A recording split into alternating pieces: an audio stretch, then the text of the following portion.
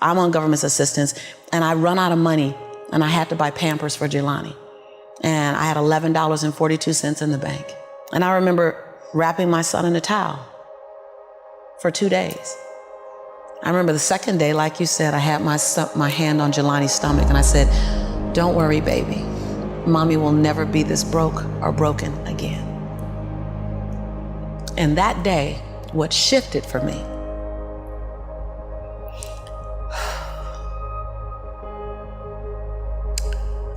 was I was willing, and I don't know if this is gonna sound crazy, I was willing to completely die to any form of me that I had been, so that I can birth the woman that I was becoming.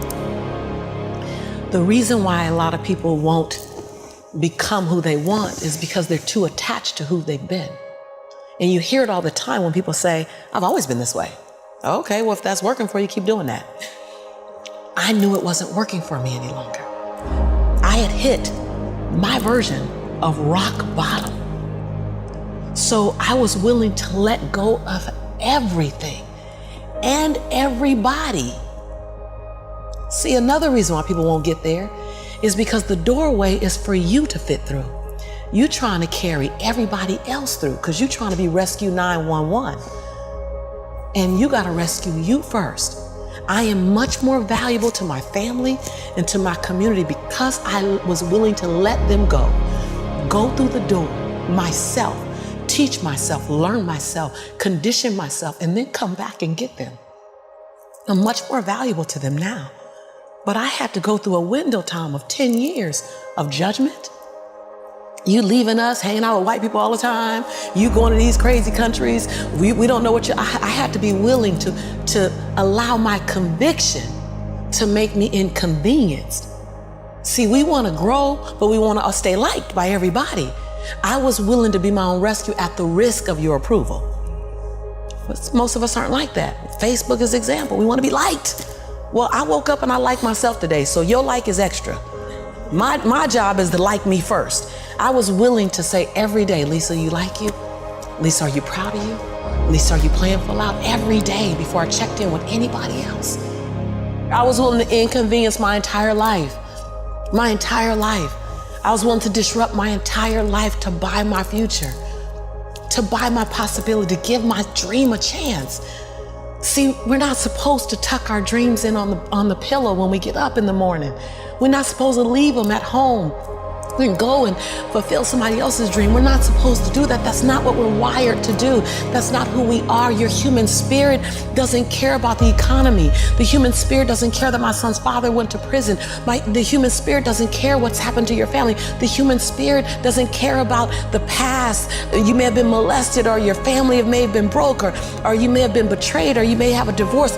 Your human spirit doesn't care about any of that. Your human spirit simply says, "What's our command for tomorrow? What do you want to create?" It's not keeping score. Your brain is keeping score because your brain is designed to keep you safe. Your soul, your intuition, your human spirit is designed to make you soar. When you get to the edge, your brain will always tell you to step back. It's always going to tell you to step back. Because you can fall, always. It's gonna tell you to step back. Because before you fell, the last time you did this, you saw someone else fail, you could hurt, you could be off work. It's gonna tell you, it's designed to keep you safe. So you have to be willing to play between your brain and your soul. And on some days, you gotta just listen to your soul. And you gotta say, "I'm gonna leap, I'm gonna get to the edge." Most people are at the edge, and you're standing at the edge, and you're watching everyone else fly. That's Pimp My Ride, Watch My Crib, all this stuff. You know, watching people's lives on Facebook. You're at the edge, watching someone else live, wondering what it's gonna be like when you jump without ever jumping.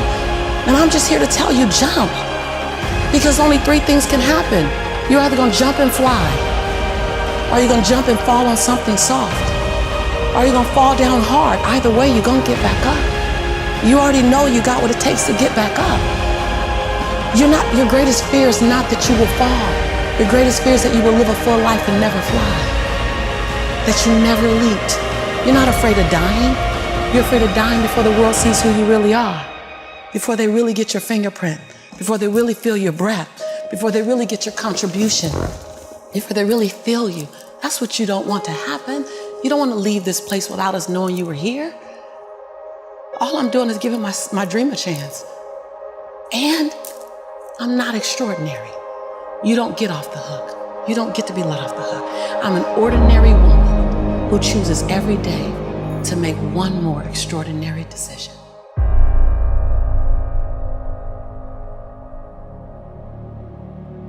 Everything that I need to get back up, I have in me.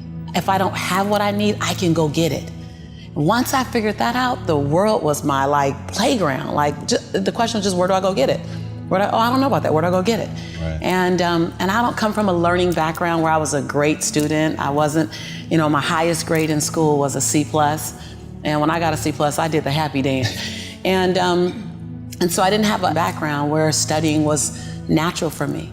But when I realized that if I go study something and I learn it, I own it, it's mine now, man, it was crazy because all through school I struggled. The last time I took an English class, my English teacher told me I was the weakest writer she ever met in her entire life.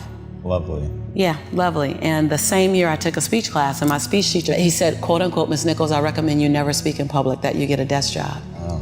And so That's mean. Yeah, it's just, it was demotivated people, sad people hurt, sad people make other people sad. Hurt. Bottom line, don't take it personal, hurt people hurt.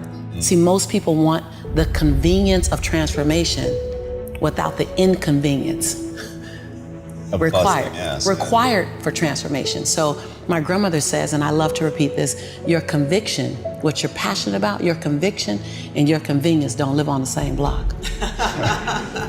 They ain't even in the same zip code. So if you want to have a conviction for something, you have to sign up to be inconvenienced.